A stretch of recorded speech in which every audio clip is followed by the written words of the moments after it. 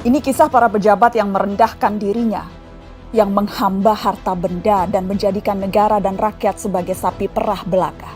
Saat kita semua menahan diri untuk melakukan ini dan itu, yalah beberapa politikus dan pejabat kita malah tetap bernafsu untuk nodong sana-sini, ngutil sana-sini. Saat kita semua mencoba bertahan di tengah badai, jungkir balik melanjutkan hidup saat semuanya begitu sulit, para politikus dan pejabat juga tetap berakrobat dengan anggaran. Entah berapa ratus ribu orang yang sudah di PHK, yang usahanya bangkrut, yang penghasilannya merosot. Tapi itu tak mengurangi nafsu para pejabat rakus yang tidak punya harga diri. Menteri Kelautan dan Perikanan bersama beberapa staf khusus dan pejabat kementerian meminta cashback dari setiap benih lobster yang diekspor. Mereka memakai uangnya untuk berbelanja barang-barang mewah persis ketika kebanyakan dari kita sedang mati-matian bertahan memenuhi kebutuhan-kebutuhan pokok. Saat banyak orang kelimpungan mencari ruangan perawatan karena kamar-kamar rumah sakit sudah sesak dengan pasien COVID, Wali Kota Cimahi malah memperjualbelikan izin pembangunan rumah sakit. Dan yang lebih gila lagi, para pejabat Kementerian Sosial berikut dengan menterinya sekaligus malah menodong para vendor dengan uang cashback. Mereka meminta Rp10.000 dari setiap paket bantuan sosial. Paket senilai Rp300.000 untuk meringankan beban hidup rakyat. Tega-teganya dipotong untuk dinikmati sendiri. Dan itu dilakukan oleh mereka yang disumpah untuk membantu rakyat bisa bernapas lebih mudah di tengah himpitan hidup.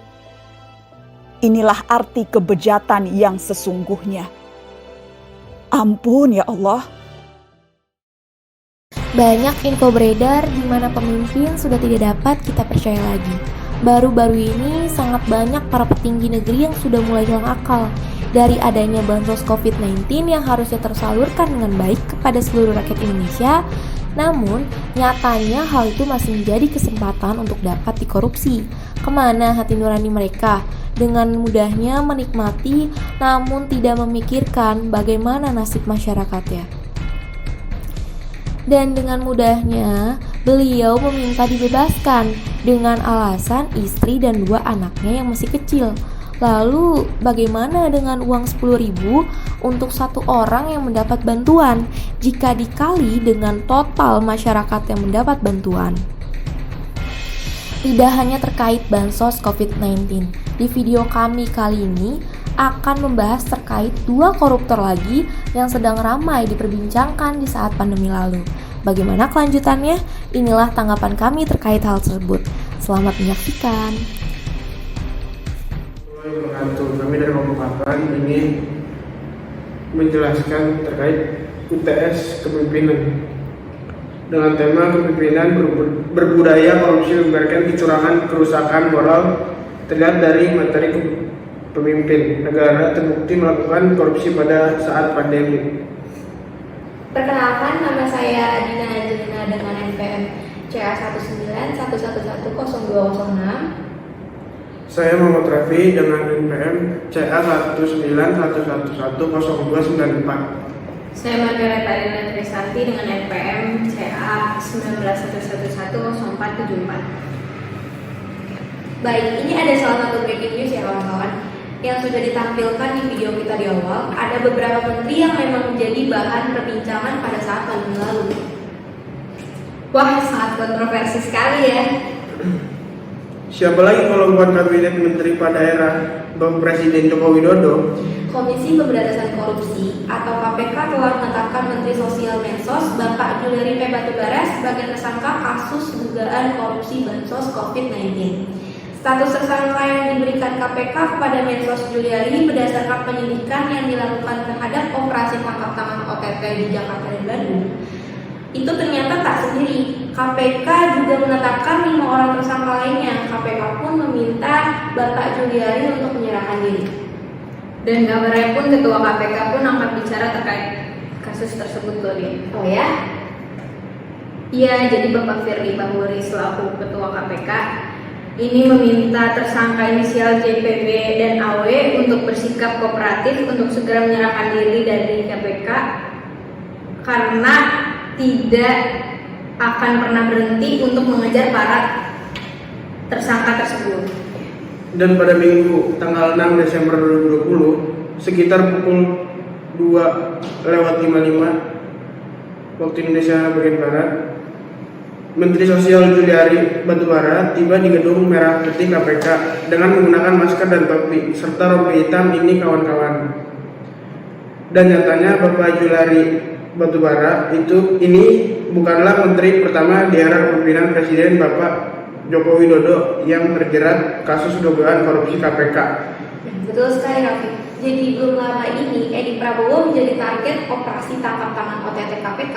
Ia ditangkap pada Rabu dini hari 25 November 2020 di Bandara Soekarno-Hatta, Tangerang, Banten. Dan akhirnya ia pun mengundurkan diri dari jabatannya sebagai Menteri Kelautan dan Perikanan KKP. Namun rupanya pada periode pertama kepemimpinan Jokowi sudah ada menterinya yang juga diciduk KPK.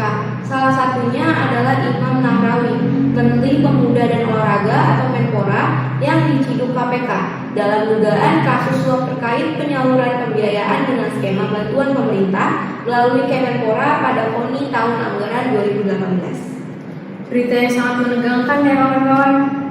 Kok bisa gitu loh sekelas menteri yang mereka dilantik dengan sumpah di bawah kitab suci, tapi dengan mudahnya melakukan hal-hal yang seperti itu layaknya para pencuri.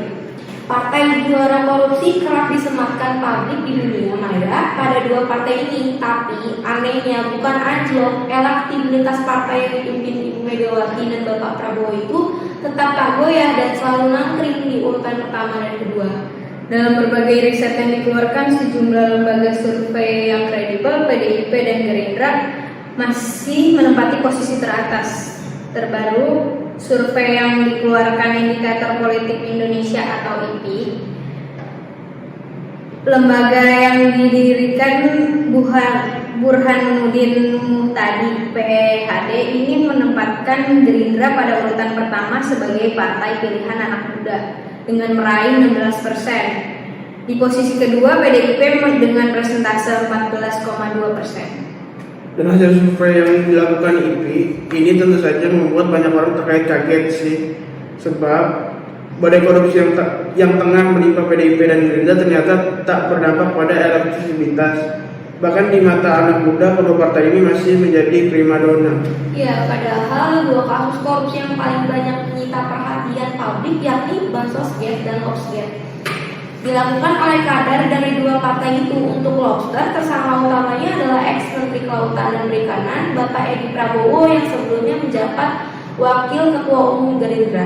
Dan sementara kasus Bansos, perilaku utamanya adalah ex-Menteri Sosial Juliari Batubara di PDIP. Juliari menempatkan posisi yang cukup bergengsi sebagai Wakil Bendahara Umum. Yes, betul banget. Dengan ditangkapnya Bapak Juliari menambah panjang daftar kader PDIP yang berurusan dengan KPK. Sebelum Juliari dan dua kepala daerah PDIP lebih dulu dikocok KPK, yakni Bupati Banggai Laut Weni Bung Kamo dan Wali Kota Cimahi Ajay Priyatna. Nah, tapi yang bikin bingung adalah kok bisa gitu loh. Dalam aspek kasus tersebut saja sudah terlihat betapa sangat jeleknya reputasi kedua partai tersebut. Dan kalian tahu tidak kawan-kawan, apa tanggapan PDIP terkait hasil survei ini? Politisi senior PDIP Hendrawan Supatikno tak ingin jumawa. Menurutnya, hasil survei masih terus bergerak, begitu juga politik yang selalu dinamis. Untuk itu, dia tak ingin reaktif dan terus membuat tafsir berlebihan. Namun PDIP tetap bergerak dengan tujuan yang jelas. Jadi bagaimana kawan-kawan pendapat kalian masing-masing terkait hal tersebut? Untuk saya sendiri sih, bukankah sudah terlihat dari aspek tersebut adanya berbagai kecurangan untuk sekelas pemimpin? Mau dibawa kemana negara kita? Jika para pemimpin saja tidak layak untuk dijadikan panutan, kasus korupsi tersebut adalah hal yang sangat memalukan ya kawan-kawan. Jadi bagaimana menurut saudari Reta terkait hal tersebut? Saran dari saya buat pemerintah lebih tegas lagi dalam mengevaluasi pekerjaannya dan sistem yang lebih diperketat agar tidak adanya tindakan korupsi atau pencucian uang seperti itu. Bagaimana menurut tanggapan saudara Raffi nih terkait dengan hal tersebut? Jadi menurut saya presiden harus mau tidak mau harus menaikkan kontrak untuk merubah dan menambahkan pasal-pasal untuk terpidana korupsi agar dihukum mati atau seumur hidup. Seperti itu. Seperti itu. Kira-kira Dari kesimpulan yang kita ambil dari narasi tersebut, sekian dari kelompok kita. Kurang lebihnya mohon maaf. Wabillahi taufiq wal hidayah. Wassalamualaikum warahmatullahi wabarakatuh. jangan lupa like, Subscribe. Dan komen, dan jangan lupa share ke teman-teman kalian. Sekian dari kelompok kita. Terima kasih.